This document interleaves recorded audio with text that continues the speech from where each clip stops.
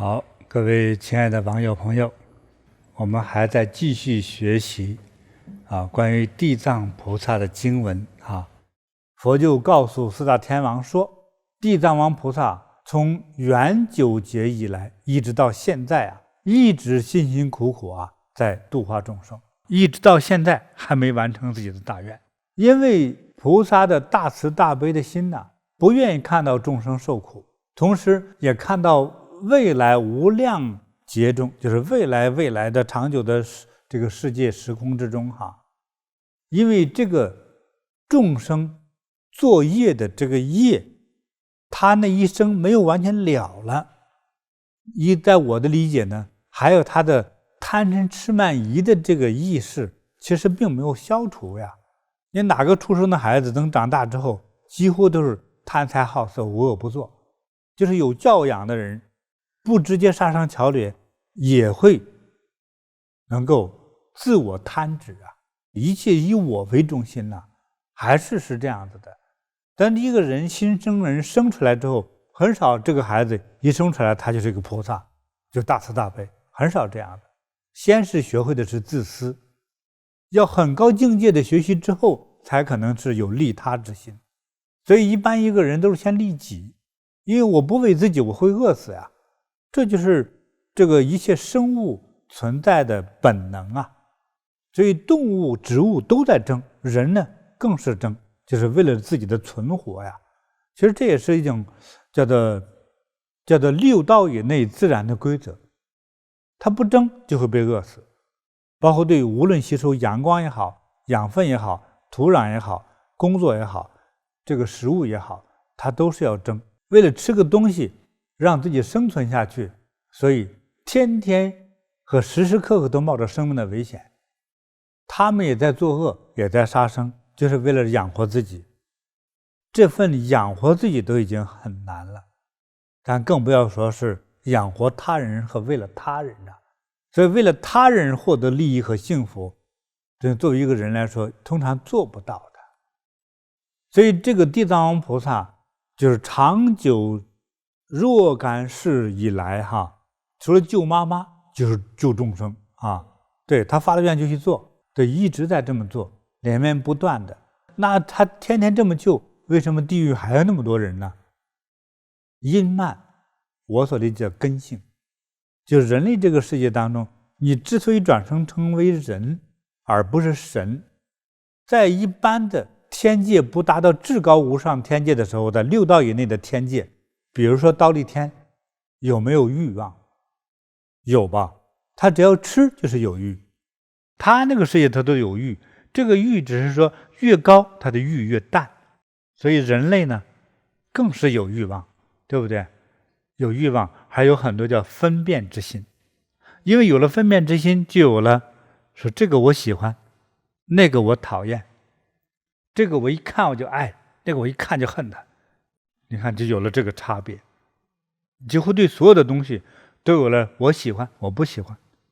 你看人家现在吃西餐披萨，是吧？我吃个大白饼子我喜欢你那个披萨，我喜欢你那个漂亮的裙子，你看我还在穿个破牛仔裤，都是有喜欢不喜欢。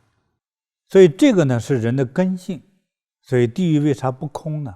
从根来，因为你转世为人既有贪欲，转世为哪怕忉利天的神还有贪欲，因为你没有到那个世界，尤其是东方净琉璃世界或者西方极乐净土，他就没有了贪欲所以他才无忧无虑快乐，而且这个寿命与天与世界与宇宙是同等的寿命。所以回到这个内容之中呢，也因此发这个大愿，要在地球的六道之中的这个世界，我要用各种巧妙的美好的恰当的方法来度化他们。地藏菩萨如果遇到杀生的人，就给他们说说这个来世你会因为这个杀生这个行为呢，你会容易短命，有这个报应。那如果遇到喜欢偷盗的人，他们就会受贫穷的惩罚他会成为这样的果报，未来就受穷。若遇这个邪淫者呢，将来做这个鸽子和鸳鸯之类的这个鸟类。今天大家说的鸽子和平鸽啊，鸳鸯以为是一种欢喜，其实这里所寓意是指什么？禽兽不如。禽就是带羽毛的这种小动物啊，兽呢就是四肢爬行动物，而不是什么高贵呀、美丽呀，没有这个意思。这是邪淫的果报哈。若遇这个恶口者，就是说眷属斗争报。说如果遇到这个恶口伤人的，将来他会造成就家庭不和，亲属之间呢互相争互相打，就得到这个报应。若遇这个恶意毁谤他人的人啊，有很多人就是倒闲话，就是污蔑别人、侮辱别人，说这种坏话污蔑人的人，他们将来就会得到的果报呢，可能是舌头短，或者没有舌头，或者舌头会烂掉，或者口腔里头总生疮。若遇到这个总是发脾气的人，他们将来就会得到的报应就是相貌丑陋，甚至是身体有残疾，这个报应。若遇到小气吝啬的人，就特别抠门吝啬的，菩萨就会给他讲这个道理，就是你将来啊，你想求任何事你都成不了，所以将来就是你事事不顺。就是遇到这个饮食没有节制的人，胡吃八喝，说戒酒了又喝醉了，说吃饱了之后还拼命在吃，说你谁也不能说我胖。那这个当这个饮食和狂饮没有节制的失控的，那么将来呢就会容易到那种没有饭吃，又饥又渴的这个果报，而且呢还容易得到咽喉方面的疾病，乃至到无法吞咽的果报啊，这可是要小心啊，这都是很具体哈。若遇到经常打猎啊，而且是故意去杀生的长期打猎故意杀生，就会告诉他，你将来有一天你就会有一天你的精神会失控，或可能就是疯了，狂躁症，甚至是想杀人或自杀，最终不得好报在早些年10几年前，在美国有一个医生，是个老外晚上周末的时候，因为他其实给人看病也挺累的，这个外国人工作又比较认真，他这8小时是真累得慌他有时候到了周末的时候呢，就是几个医生朋友走打猎去吧，他不觉得打猎是杀生，他觉得是好玩，所以就走吧。他也不知打过多少这些野生动物了所以有一天看见一只梅花鹿，就瞄准打砰一枪一打呢，这子弹没响他这猎枪嘛，他就说这什么质量啊，换个子弹，换一个子弹上来之后，那个鹿还在那儿没跑呢，鹿没发现他，砰一枪可响了，可响的把他炸得天昏地暗的，那个枪管爆炸了，那子弹没射出去，自己在枪膛里爆炸了那一醒过来之后发现，哎，枪也飞了，就自己大拇指少了一个，就右手大拇指给炸没了。他是医生出身，他立刻清醒过来之后，我的手指头在哪？赶快找回来。找回来，他医生嘛，我回到医院给他缝上去。他那个旁边看的几个医生吓懵了，赶快帮他找手指头。等找回来之后，就尽快的赶回医院去，给他标准式的缝上。缝上1个月之后，又给他切掉。怎么回事呢？哎呀，把他痛的呀！痛到求死不能求生不行反正入地无门就是反正是没路可走那医生他都熟悉他也是老医生了，说还得切掉吧说要不转个面缝上缝了的时间还疼再转回来再切了再缝上3、4回。我认识他的时候，这个手指头也就没有了，所以最后中还得切掉。弄几次之后，这个手指头变黑了，就坏死了。如果不把它切掉的话，最后可能切这个手臂的。就是这个手指头没了，我怎么认识他呢？他还疼。一般止疼药根本没办法，所以给那个癌症晚期疼痛的人用的那个海洛因什么之类的，杜冷丁、海洛因之类的，那个胶贴贴在这个手臂上，止痛，像吸毒一样。最后他就染上毒瘾，说几小时必须换一这一贴，这个药吸的没了，吸了就再贴，再继续，那就用其实麻醉的方法让自己感觉不到疼痛。那么我认识他的时候，这件事情发生了4年了，没有一刻不痛的啊。当然好消息是，遇到我之后，我呢先给他念佛，完了之后我给他用法力治了3回，他的疼痛就消失了。但是呢，疼痛不痛了，但是贴这个毒品呢贴上瘾了。他说不贴的难受，不贴就光想打人要发疯，就这个弄的他们给他减量，减量还就受不了。你说这都是杀生，他杀了多少生啊？他枪法准啊！这是我认识的，恐怖吧？我还认识一个特别熟悉的，是一个老弟子老郭女士啊。当时我30多岁，她可能60来岁了，所以我们叫她老郭啊。她家是东北的，她那个地区啊，她的家乡就大兴安岭后头大树林子。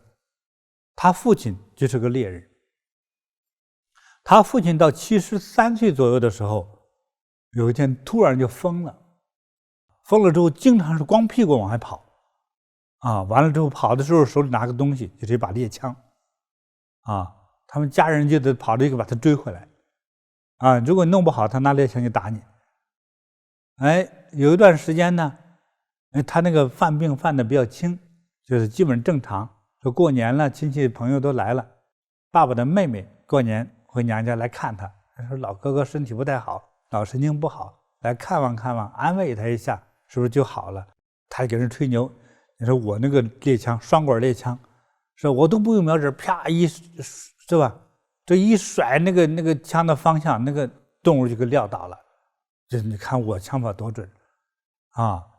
那小兔子机灵不好打，对不对？它小啊，体积小，我一样，只要我对准它，它就跑不了。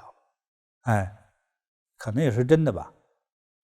他说就拿那个专门洗，就是擦枪的那种长条筒，猎枪子弹是装到枪管里的，里头有没有子弹你能看得见，子弹现在没有啊，因为他疯了，子弹早藏起来了，对不对？他在擦枪管呢，拿那个小木棍不是小棍子，铁棍子捅那个枪管在擦，根本就没子弹，对不对？啪，合上之后说，就是对他妹妹说，你就是条大野猪，我啪一枪，结果那个枪就真响了，把他亲妹妹当场肚子打个窟窿，当场他妹妹痛苦而死。一看把妹妹打死了，他那精神病又犯了，又光屁股跑了。跑到哪里？跑到山林里头，像小兔子一样趴在树下，往树根底下拱，往树根底下钻，见洞就往里钻啊。他一发疯就是说，你杀了我一家30多口啊，就是你能感觉是有的就像一个兔子来报复，有的像一个梅花鹿来报复，有的是狼来报复。他发出的声音、表情和说的内容都是不同的动物被杀的那种对他的报复，也挺奇怪的哈。这种病挺奇怪，我们也不太好理解啊。就像佛所说的这样子，真是，并且很麻烦的什么呢？老郭的有几个孩子啊，身体还凑合，可是他这几个孩子结了婚之后，他的第3代，他的外孙女，几乎身体没有一个好的，都是先天性的一些严重的疾病，非常的恐怖，它会祸及到后代这件事情。所以不能去刻意的去那么多的杀生。你平常餐饮之中有了一点肉已经很奢侈了，千万不要再刻意杀生。好了，再接下来哈。所以如果大家违逆父母、打骂，甚至是伤或者是害或者杀死，将来会遭到天灾的惩罚，比如说打雷地震，掉进水里屋顶塌陷甚至是从天上飞来个石头等等的情况都要你的命，叫天杀，就被天杀啊！所以这个要非常小心哈。现在很多孩子哈，文艺父母小时候不懂事就算了，你现在懂了事之后，就千万别这么做啊，会遭天杀的。就是若遇到故意烧毁山林的人啊，这个罪过大了。一个是树木花草都是生命，说众生，大家觉得是全世界所有的人嘛？人只是众生之一而已，是若干种众生之一啊。这些草木都是众生，这是第一种大类的啊，就是植物类生命。那一个大山林，那多少植物呀？第二，要有多少的动物和昆虫依赖在这个树木、山林、花草之中啊？所以，一个山林被烧、被点燃之后，这个生命啊，被杀的是无数呀！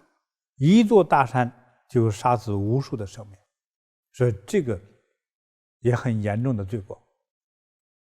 就是说，将死会，比如突然精神错乱啊，什么癫狂，最终导致因为这样像精神病发作的死亡报应。若遇到无论是亲生父母或者养父母残酷的虐待孩子、虐待子女，说将会到转世后反被子女打骂的报应，那么来世可能投身到畜生道。有很多不是不能打骂父母吗？他是这样的转世：如果你转世到成为一个农民家的耕地的牛呢？你不走路，不耕地，通常上去就是一鞭子。很少有人把大牛当宠物养，对不对？你在贫苦的国家，那狗也没有人是整天抱到怀里，专门喂这个点心那个干粮，那不可能的。就是成为畜生道，一定是受罪的啊。这里是指的是为父母者，无论是这个孩子是你亲生的还是后养来的，你不能故意的用残酷的方式去虐待子女。如果虐待这个，未来你转世之后会成为子女合法的打你，就是你成为他的动物畜生啊，打你没人管。但是你心里话，比如说你成为一个老牛，我是你妈或者我是你爸，那谁知道啊？你发出音只是哞一声啊，对不对？一样挨打。这若遇到这个用种种的不同的工具捕猎各种鸟类的人呢，要为他们讲述将来可能有骨肉分离的这样的报应。乍一听骨肉分离，就觉得没有啥吧，我都不敢讲，太恐怖了。但比如说，是吧？光目女，她的妈妈转世，你好不容易养大，刚大一点，才13岁死了，这也是骨肉分离吧？对呀。或者被人绑架了，对呀，还有很多小孩子长到几岁被人给偷跑的，都有啊。对，这个很可怜、很恐怖的事儿啊。这个若遇到诽谤佛法僧三宝的人，就会可能眼瞎、耳聋、哑巴等因果报应啊。这千万是嘴下积德呀！你可以不信，但是不可以诽谤啊。佛法僧三宝以及好的修行人，在原则上说，你就不能有任何理由去诽谤任何一个人啊！千万别，你都会得因果报应。这何况是修佛法的人啊！修佛法的众生通常都是心地慈悲善良的人。今天你可能有权利，你可能有势力啊，去惩罚他们啊，辱骂他们，冤枉他们，但是你会遭报应。我们那些砸佛像的人有一个得好报的吗？我们所知道的那些都是疯子，对，并且对他后代而且还不好。就是若遇到这个藐视佛法、怠慢佛教的人将会永远的不会脱离地狱和三恶道，永远脱离不出来的。这个是很恐怖的。这个三恶道里头没有一秒钟是好时间，全是受到极度的痛苦惩罚。若遇到故意的损毁或私自占用修行者的财产，或者包括偷盗还有这个三宝，这是佛法僧，就是比如说寺院的僧人的修行人的这个财产的人说呢，就告诉他，你会在未来永远千百万亿劫当中永远轮回在无间地狱，那也就叫永世不得翻身与解脱呀，没什么东西可以给你让你把你给赎出来的就是这么大的恶果。所以大家在诽谤修行人的时候，你也要明白一点，后果是非常严重的。若遇到破坏僧人，无论是男僧人和女僧人清净的修行，这是指玷污、奸污、奸淫等或者是破坏与污蔑的这个修行人的，将会永远轮回在畜生道乃至到地狱。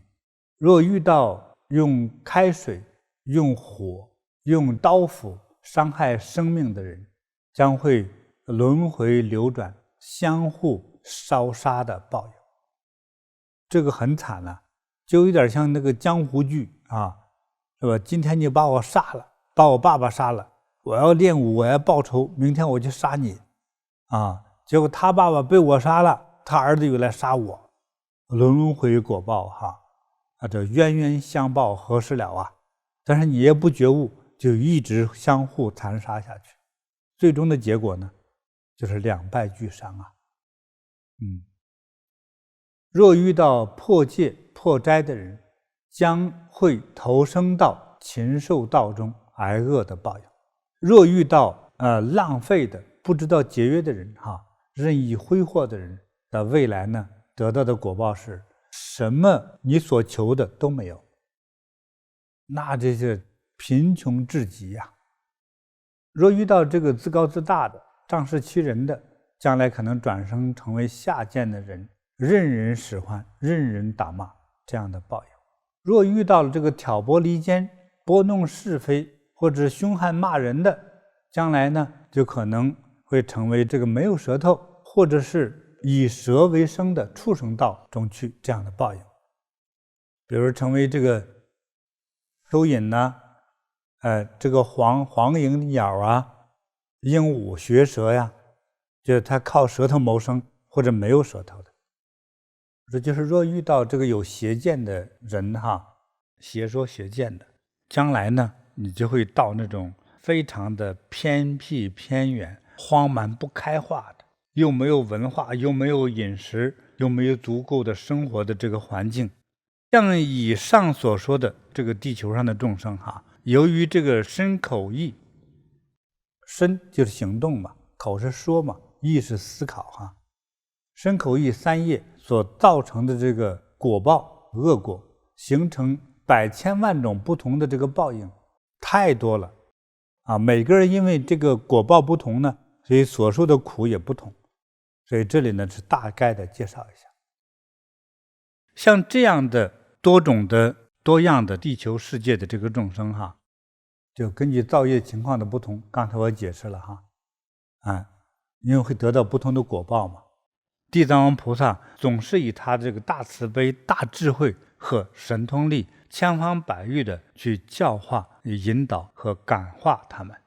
凡是犯了以上种种恶业的众生，先是受到像上面的种种的报应，之后还要被堕入到地狱中去，经史无数的大劫都不能出来因为罪恶大呀。所以当受了这些果报之后，还要进到那个地狱中去。也有些地狱是出不来的，所以永远永生的出不来。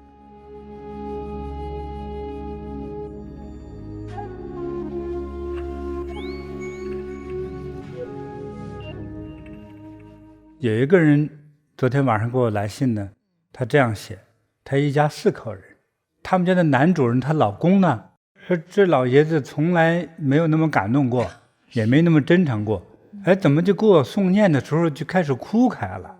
这一开始这女的呢直担心这怎么回事啊，这犯什么病了？后来他就问老爷子，说感动的，就莫名的感动。他女儿呢就特别的开心跟着诵念，他们家有3个不同的反应，还有一个就是木讷呆着跟着念，所以这个不一样的反应，我觉得都是叫吉祥的加持。好的，收到，真好。给你消灾灭难，把你身上的鬼和邪气给赶走的时候，你也一开始感觉像没电了一样。哎，那鬼气熏天呢，充足惯了哈，像一个破轮胎里装的什么废气、一氧化碳都有。真把这些废气给除掉之后呢，轮胎一样空了，对，你会感觉有点困。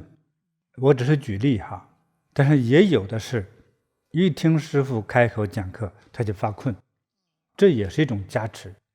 这种加持呢，通常这个人至少目前的业力还是比较具足的，业力比较多啊，所以一听像我这样的师父讲课的时候，你就发困，那怎么办呢？我在电影上学到的，锥刺股，拿个锥子扎自己，哎，如果觉得这个太凶残的话，用辣椒咬上，或者弄牙签扎手心啊，就别让自己发困啊，要注意这个哈。还有人说，我一边诵念，我也有我的期望愿望，对不对？对。但是念着念着，我的心呢就跑了，像天使一样到处飞了。你关键你诵念的这个目的是否真诚？你要真诚，你在你眼前这个墙上贴一个条，你的愿望写上，大大的字写上。比如说升学、找工作、找对象，把你最终的现在这个愿望要写清楚，在前头。你的祝福哈，叫念念不忘，不要总闭着眼睛啊，你可以睁开眼睛看，就不容易进入那样的梦游状态。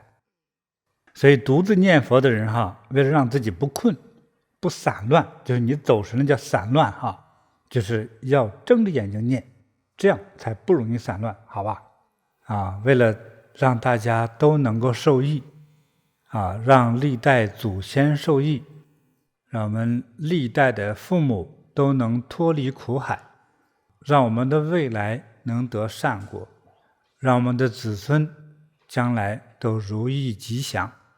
啊，因此我们接下来就是诵念地藏王菩萨心咒，准备开始了。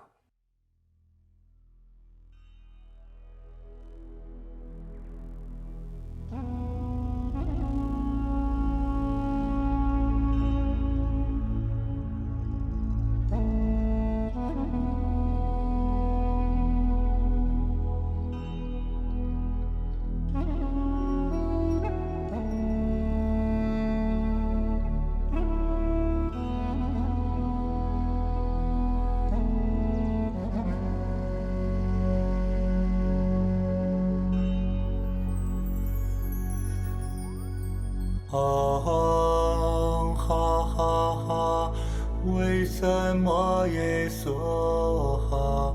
哦，为什么耶稣哈？为什么耶稣哈？哦，为什么耶稣哈？为什么耶稣哈？哦，为什么耶稣哈？为什么耶稣哈？哦，为什么耶稣哈？为什么耶稣哈？哦，为什么耶稣哈？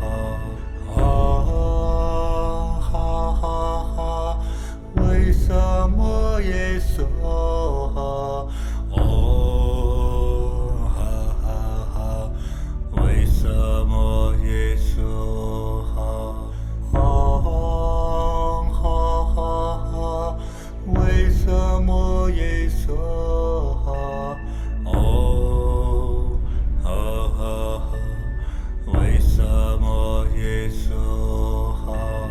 啊哈哈哈，为什么耶稣哈？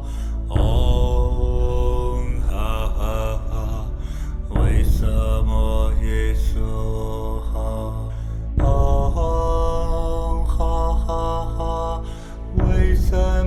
耶稣哈？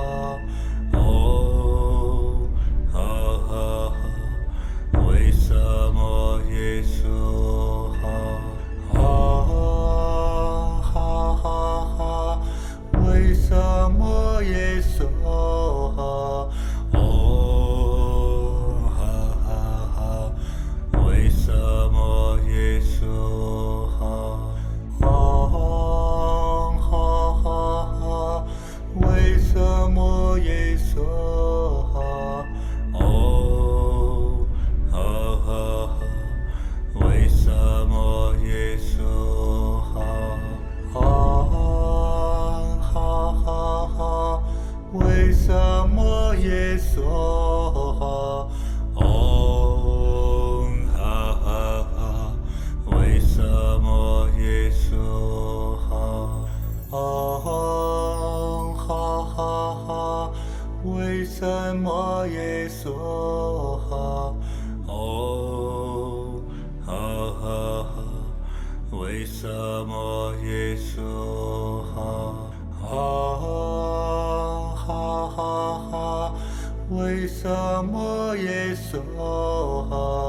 哦哈哈哈，为什么耶稣哈？哦哈哈哈，为什么耶稣哈？哦哈哈哈，为什么耶稣哈？啊哈哈哈，为什么耶稣哈？哦哈哈哈，为什么耶稣哈？哦哈哈哈，为什么耶稣哈？哦哈哈哈，为什么耶稣哈？啊哈哈哈，为什么耶稣哈？哦哈哈哈，为什么耶稣哈？哦哈哈哈，为什么耶稣哈？哦哈哈哈，为什么耶稣哈？啊哈哈哈，为什么耶稣哈？哦哈哈哈，为什么耶稣哈？哦哈哈哈，为什么耶稣哈？哦哈哈哈，为什么耶稣哈？啊哈哈哈，为什么耶稣哈？哦哈哈哈，为什么耶稣哈？哦哈哈哈，为什么耶稣哈？哦哈哈哈，为什么耶稣哈？啊哈哈哈，为什么耶稣哈？哦哈哈哈，为什么耶稣哈？哦哈哈。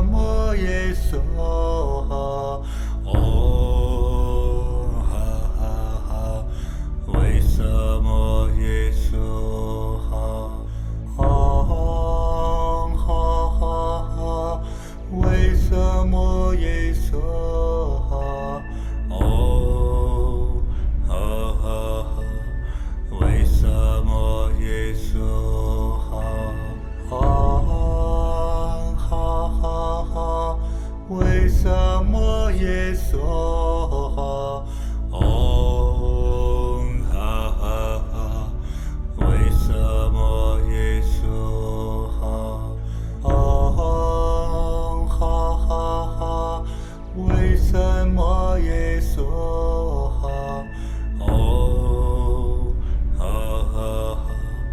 为什么耶稣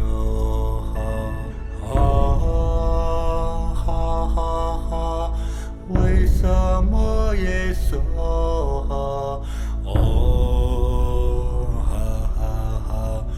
为什么耶稣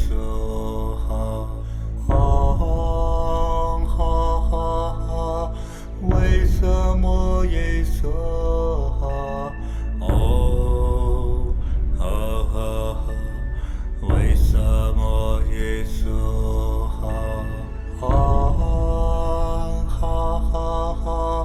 为什么耶稣哦，为什么耶稣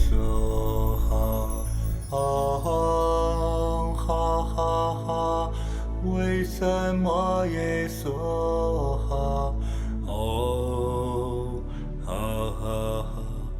为什么耶稣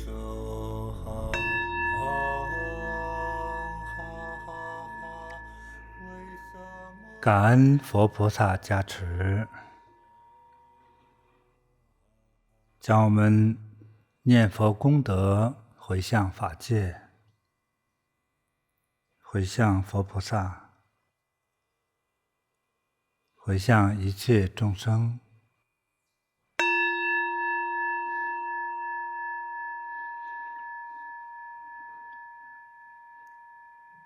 让一切有缘人，一切业力消除，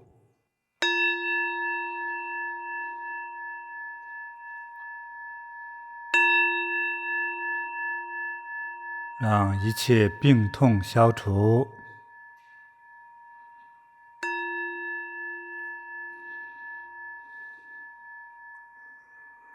一切病痛消除，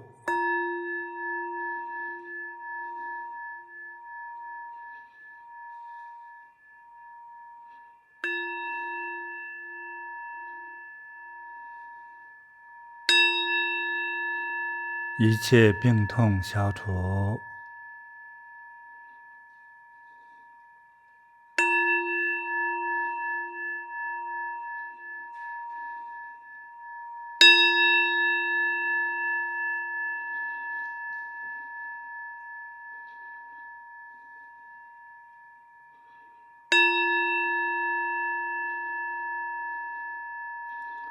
一切病痛消除，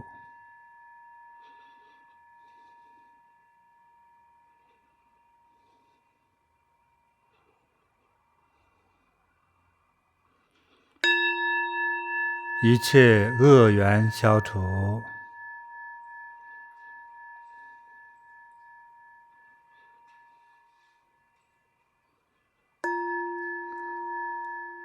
一切烦恼消除，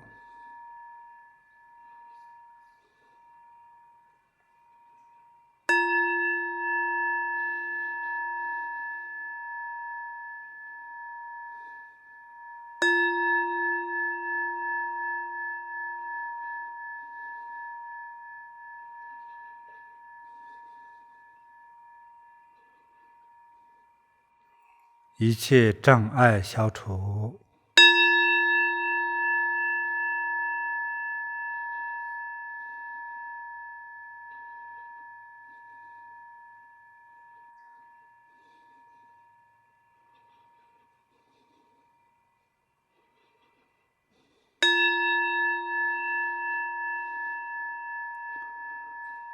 愿大家如意吉祥。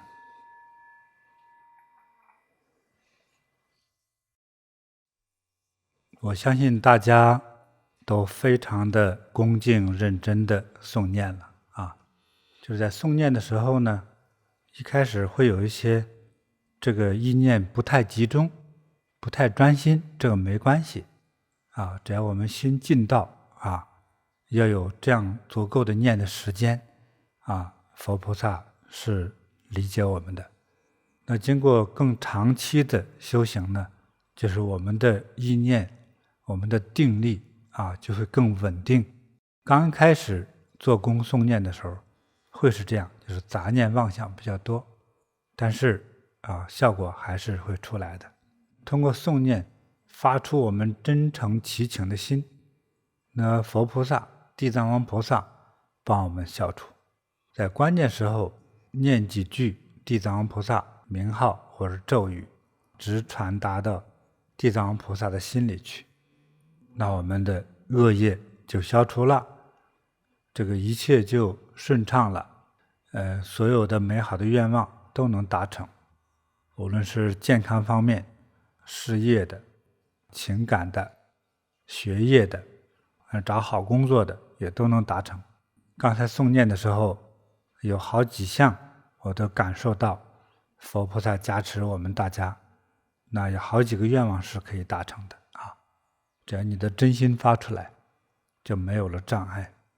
真正受益，而不在于说我的身体感觉到凉了、麻了，还有什么瞌睡呀，这些仅仅是一个小小感应。更大的受益，首先让我们不堕恶道，消这个大业。这个大业不得了尤其是最明显的就是我们去世的长辈亲人，你能感受到或者梦到他在那面是不好的，经过我们诵念之后，再过些天呢，你会收到他的讯息你能看到他特别吉祥自在，或者是看到他上去了就会有这样美好的景象会出现的这才是不得了的。那这种不得了在我们人间有什么体会呢？如果做得更好的话，我们一切都更加顺畅，人生更加幸福甚至更加富贵吉祥说这些都会体现出来。当然从修行角度来说，最理想的就是我们觉悟我们获得圆满智慧。那么说觉悟和智慧这个概念，如果用于青年人呢，用于我们的读书、创业，用于事业，那是更好来体现我们人生智慧让我们人生活得更好一点。师父好，怎么样能从无间地狱里解脱出来？从这个本来按照规律来说，到无间地狱就有点类似人间的无期徒刑你没有时间出来，永远关在里头。但是我记得经典里是这样说有这样一位婆罗门家的女孩，她家的姑娘，这个姑娘呢，她在过去世积下了很多善根，做过很多有功德有道德的事情。可是妈妈呢，偶尔有时候升起一丝善念，对吧？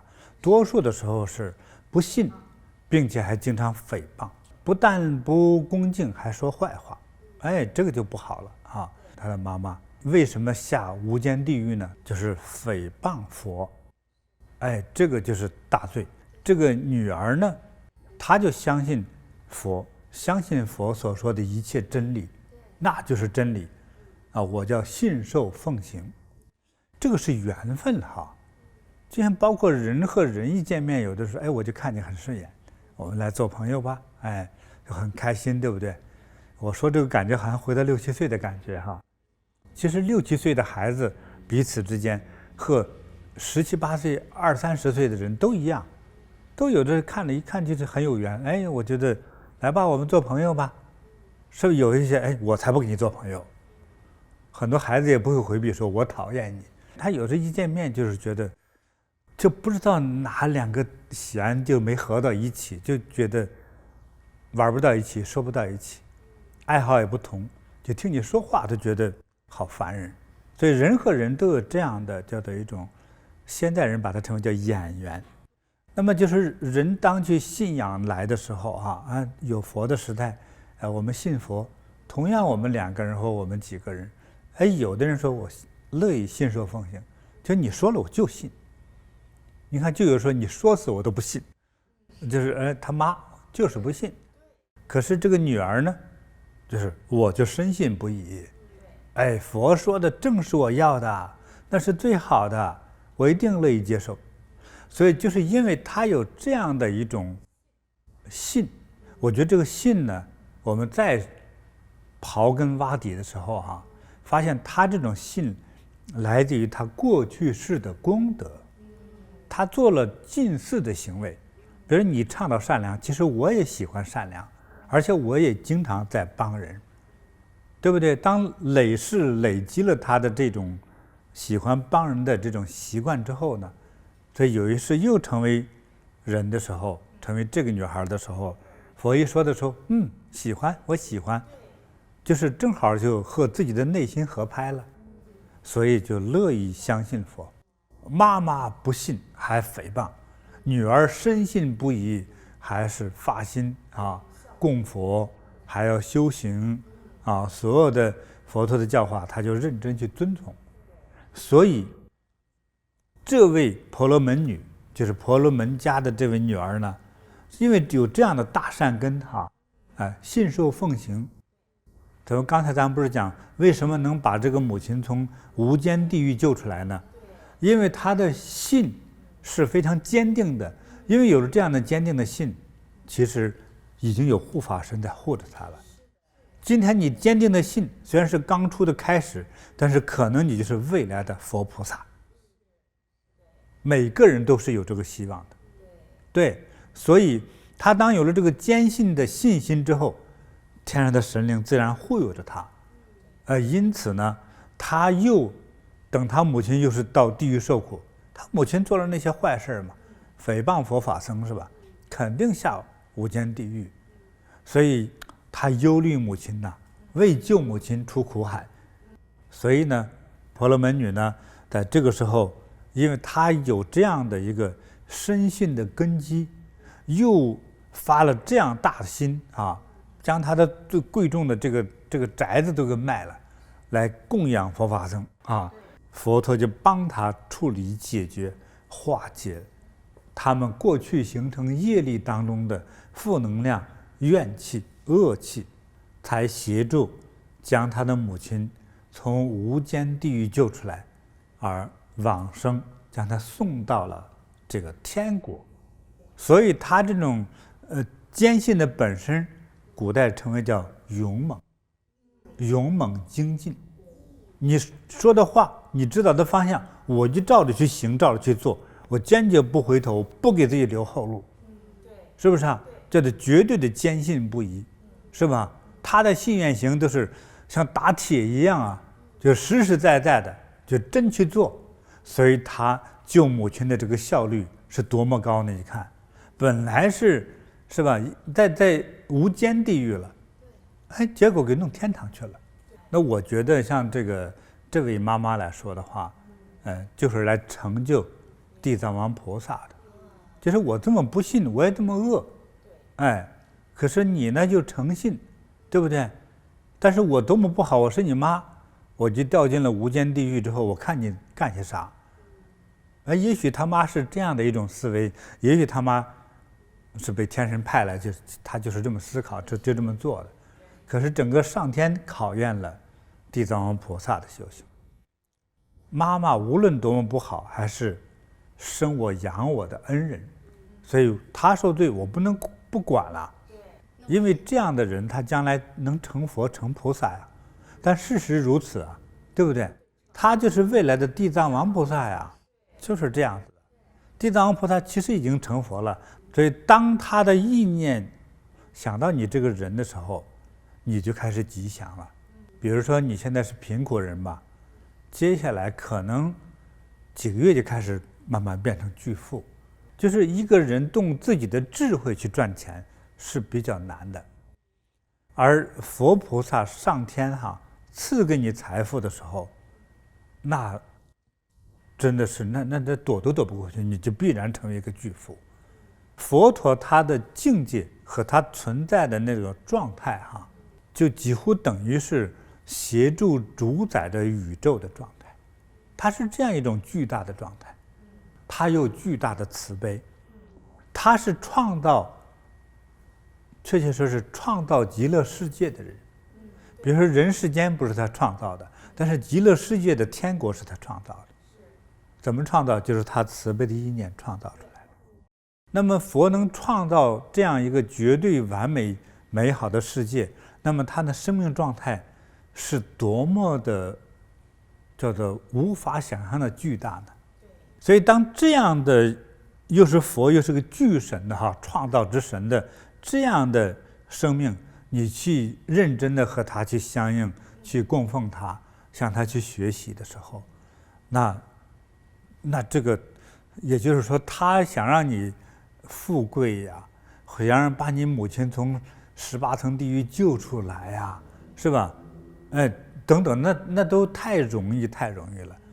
还有佛陀在若干世的他的生命之中救度众生无边无量，超过印度恒河的沙子1000万倍，根本无边无量的众生，这份功德的话太巨大了。所以当这份功德去解除一个人他的过去的业的时候，那太容易了，随便捡一块沙子你变成富人了。那么佛不是富不富的问题，而是无限的慈悲，无量的慈悲。所以他这个慈悲的这个能量，就帮助我们有罪的人化解了我们过去的罪业，你才能脱离地狱。人为何会时常犯错呢？我们作为一个普通的人，而不是神，关键是你犯了错，你懂什么叫错，什么叫对吗？这个一念之间就是天地之差呀，生死差别呀，所以意念特别重要，所以我们的起心动念特别的重要。所有的伤害无非都是来自于什么呢？我们精神中的五毒。精神中的五毒就是贪、嗔、痴、慢、疑。最容易理解的是什么？就是贪婪贪财、贪色、贪嘴贪的是身体的舒适感，是吧？贪的是香甜，咱别说到地狱了，是吧？你看多少小姑娘喜欢吃个奶油蛋糕，对不对？因为吃身材奶油蛋糕，所以你所有的贪婪一旦过度，就是适当有一点贪心的感觉是叫基本需求，当一旦过度之后，就往往就是形成的伤害。先是给自己的身体也带来伤害，关键是给其他的众生带来了巨大的伤害。还有没有嫉妒心？尤其是和你类似的人好了，是吧？和你读书同样的人，有些同样年龄的人考上好的大学了，你嫉不嫉妒？从女人来说，说原来我这个邻居是我小妹而已，丑小鸭，黑不拉几。一长大之后亭亭玉立，真的美，人见人夸，人见人爱。长得好还算罢了，就考试还比我高30分，更让我生气了，对不对？生气之后的结果呢？有些人下狠手这为什么说有时候你得那个病就怪你得那个病没人治得了呢？有很多时候是与杀生，还有不一定是直白的杀生，骗人、伤害、嫉妒两说是非不孝父母，不敬包括结了婚的对方的父母一样的罪过。这个罪过让你在活着的时候，你活着的时候肯定没有地狱嘛但是会让你会有的时候就提前出现惩罚的现象。所以我说我们的精神世界内心的这个五毒如果不除的话，你能没有罪吗？因为对于在于从神的角度来看人小时候偷铅笔和橡皮，大了敢撬银行偷汽车呀，知道吗？小时候什么打蝴蝶灭蚂蚁，长大之后就敢绑票杀人，因为它会让你怕的是你成为一种习惯，是这样的。这佛教育我们要形成一种新的慈悲善良的思维习惯，这是佛的真正教化。做善事能否抵消因无知犯下的过错呢？原则上是能抵的，原则上能抵再比如说在我读故事的时候呢，就是读到一个古代有个官员，那么他呢那个地区特别容易干旱，那他呢向上朝廷向皇上要银子拨钱也动员本地的农民帮着一起，因为他对水利工程特别有研究应该这里修个水库，他把多余这个水呢，我就把它积累存起来，等干旱需要浇庄稼的时候呢，我就放开闸门呢，农民就浇地，这样保证农民丰收。但是过去这个施工能力和经验都不足那个山洪爆发起来怎么那么严重？结果他们修的水库，水积累到下了10天雨之后给崩塌了，一下就淹死了100多万人口。哎呀，这皇帝气的时候，我是杀了你，他说你杀我没用，我是好心的。皇帝知道你是个好心，皇帝说怎么弥补呢？说你把我抓起来之后，我就浪费了我了。那你应该是再拨点银子，再让我把它修起来。皇帝经过众多官员一讨论，说这个事儿是对的，到这个好项目但是这次要改这个怎么样？这次给冲开的，结果那个坝堤呢太松软太薄，所以这一次一加厚，而且它的质量要加好，还容易漏洞的地方都提前做好预防，这一下就给修好了。这次修的特别牢固，固若金汤。那么接下来让它光彩的时候又来了，就出彩的时候来了，连着3年干旱，幸亏这个水库积的水给它周围的县都放水浇地。这3个干旱的县比旁边的县要富裕多了，他们都挨饿，这个县还有粮食吃，就丰收了，就又多救了100多万，他救了300-400万人。这个功课过呢，除了得到皇帝嘉奖之外，等他死了之后，阎王爷就判他说你淹死了100多万人。说阎王爷，我还救了很多人说那怎么判呢？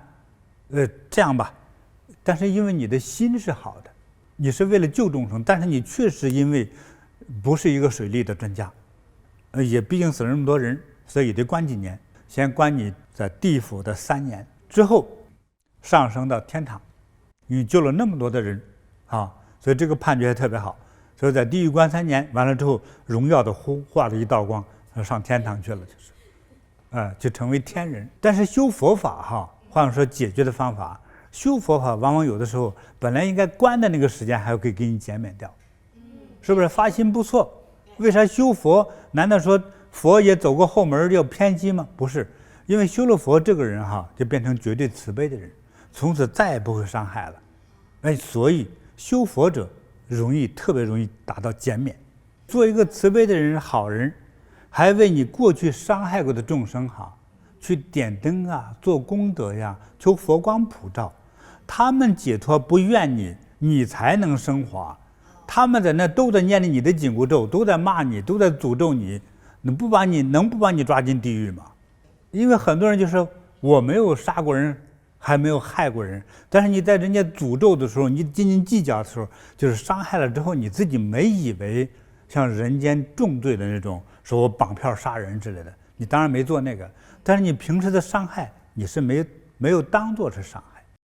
所以真正的就是我们要能够解脱一定要学着有个入手处一定要叫悔过。悔过的概念是什么？就像忏悔的感觉承认我错了。第二个就是以后不再犯还要要求自己不再犯，要这样子。还要对活着的人，比如你伤害过的人，你还要给人道歉。道歉之后说你还要比如说节日给个礼物看望过年的红包等等，你要有人情礼节上求得人家的理解与宽容，要这样子，知道吗？所以就是哪怕脾气再大的人也不会打那个笑脸送礼的，是不是一般都不乐意惩罚来道歉的人，知道吗？有礼有节道歉的人一般都会原谅你的。如何弥补诈骗的罪过？如果你诈骗这个钱财嘛，同时诈骗就是钱财诈骗钱财你1分不能留，因为你已经花掉挥霍了一部分你一定要把它，一个是还给过去的被骗的这些失主，这些受害者，要还给他们。比如说你诈了人家100万，你至少给人120万你要还给人家啊。还有很多剩余了之后说，我确实找不着人，说我真的是忘了，也记不清楚，怎么办呢？你要捐给真正的慈善机构，不能留在自家自用或者留给后代，坚决不行。还有说我假装孝顺，我给我父母亲买套房可以吗？坚决不行。你给他买那套房，还不如修个坟好，真的非常麻烦，那是非常的不吉祥。所以凡是这种来路不正的钱哈，你说这刚才是诈骗嘛？那小偷呢一样，因为这个不是真正通过你真正的劳动所获得的那个价值回报呀，对不对？它会出问题的。所以你也把这个钱，一个是还回去，一个是捐出来，不能留的结果会是祸害。这个就是非得做这个慈善的功德行为啊，很多内容哈，比如说先是有了忏悔啊，在佛前点灯啊，这个道场修建要供养啊，哪里有大灾难的时候，你要出钱出力买东西去救济穷人啊，甚至是到一些这个无依无靠的孤独老人那里去买吃的，去帮着伺候啊，当自己亲爹娘去伺候啊，等等的，这都是在给你做功德，都在消业呀。哎，对，这个是特别吉祥的。怎样做才能得到往生者的谅解？我们作为普通众生哈，往往有很多伤害，有很多是不是直白的伤害。我们刚才举例来说，比如说一个不懂事的媳妇和婆婆吵架，这婆婆给气死了，完了她老公骂她，她说：“你看我骂别人也没气死，骂我领导才没气死。你看你妈就是抵抗力不足，而且身体不太好，心脏不太好，一生气背过气儿去了，结果没救过来就死了。她就是怨她这个是她身体不好原因，不是我骂的。但事实上呢，如果你不骂，人能活到99，结果你一骂，结果65就死了，到了阎罗王那儿去，当入无间地狱。以小犯上，不管打死他、气死他，还是骗死他，一样入无间地狱。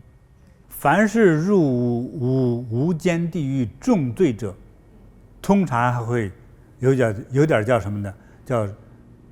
叫做株连九族，不一定把你9族人都给杀了，但是都受连累，尤其是你的后代。我们之前讲过哈，如果作为父母亲到了地狱道之中，啊，在那深受折磨的，关在地狱的监狱之中的时候啊，那你的后代不吉祥，就出问题，而且特别容易夭折呀等等的那些大麻烦就会产生，所以它会连带给你的与你有血缘关系和你在一起过日子的人，血缘和情缘的人，都会受连累。你要做大功德，要为他点灯念佛，是不是啊？甚至是塑佛金身等等的，你要替他做那功德，他才不抱怨你。还有呢，家里头供奉和抽空诵读《地藏经》，本身都是给你增长威力、智慧，也避邪气的啊，是这样的哈。所以我设计的这个书呢，就是特别方便于就是阅读和带在装在包包里，在哪里抽空去阅读哈。除了自己阅读哈和镇宅之外呢，还收藏之外，就是建议你呢，将来你要能够推荐让别人读，这个功德就大了。这是度人的功德哈，能够劝人读《地藏经》，那这个功德是巨大的。就是说，可能我们欠那个债就还的就快了啊。所以，度人学佛，度人读经，度人行善，还度人上网来听我讲课，我觉得这都是功德巨大呀。所以你要好好的你自己，还要请你的甚至不太顺心的孩子、亲戚，还有你的好朋友，让他们来听啊。现在地藏王菩萨给我们讲清楚了，佛给我们指了这条明路，所以我们就深信不疑，照着去做就可以了，好吧？我们就能得解脱。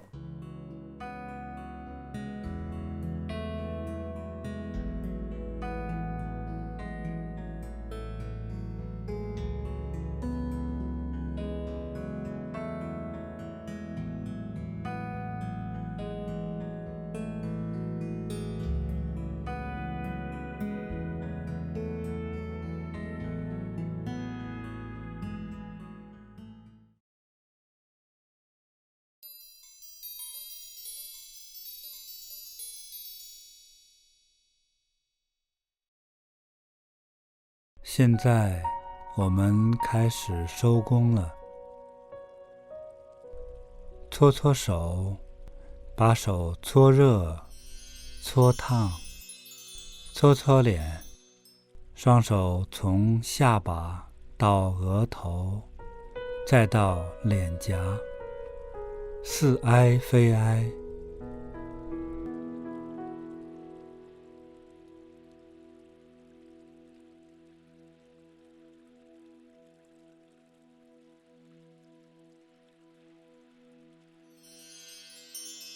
再把手搓热、搓烫，干梳头，将食指岔开，指肚适当的用力，手指从前发际梳理到后发际，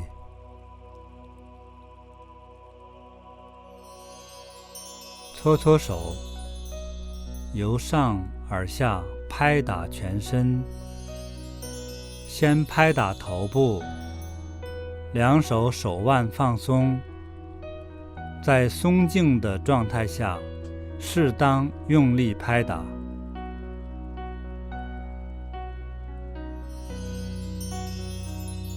拍打左肩，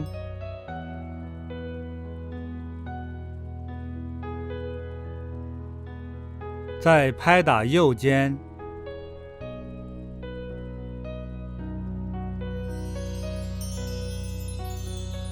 接着拍打前胸，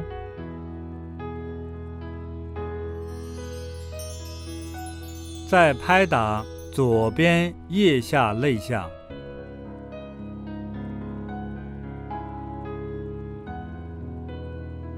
换右侧，拍打右边腋下肋下。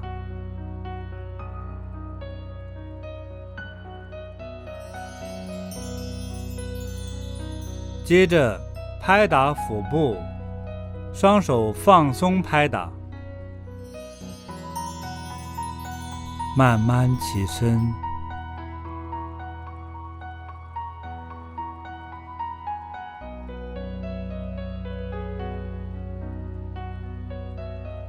向下拍打大腿前侧、膝盖、小腿、脚踝、脚背。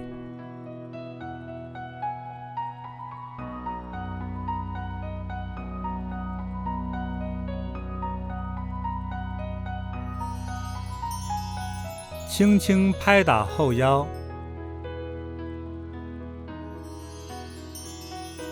往下拍打臀部，按顺序再向下拍打大腿后侧、膝盖后侧、小腿后侧、脚踝、脚跟。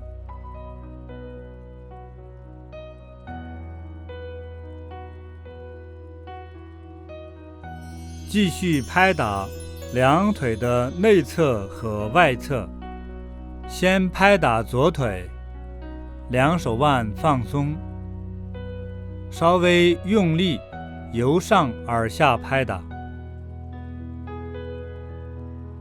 再拍打右腿，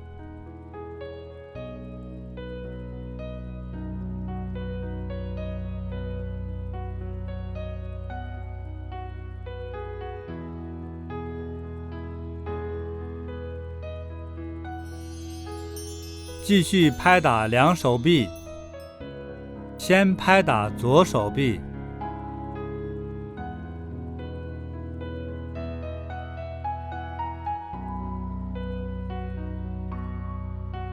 再拍打右手臂，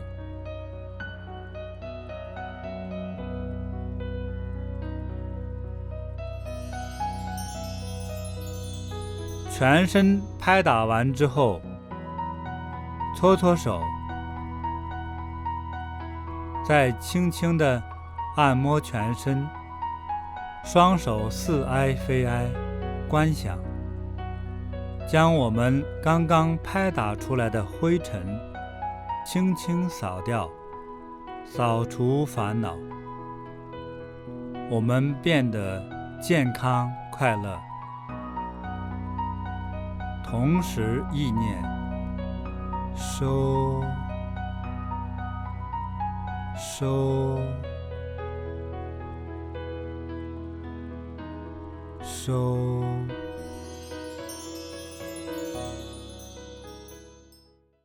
好，祝大家如意吉祥，健康快乐，幸福充满，还有法喜充满。现在所有的朋友们，你全家开始有佛光笼罩。从现在开始就好运气就来了，不好的运气就跑掉了。对，我们心怀感恩心怀感恩，感恩佛菩萨的加持和护佑。好，那我们明天的同一时间再见，谢谢大家。今天的课程吉祥圆满了，我们明天再见。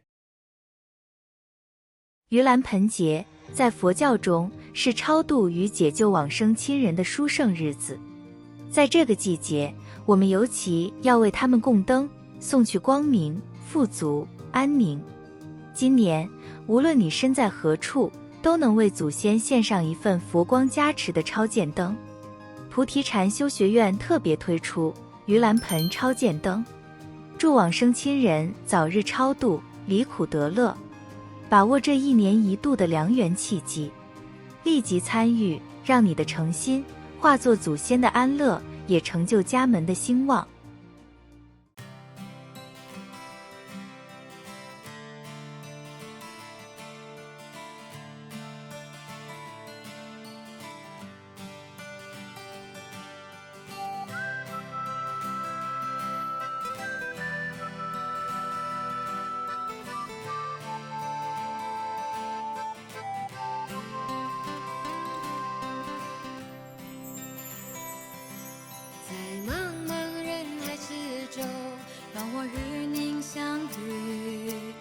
小的红点里，人生就此欢喜。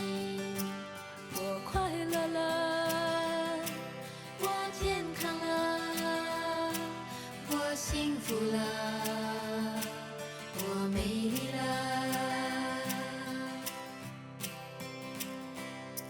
在茫茫人海之中，让我与你相遇。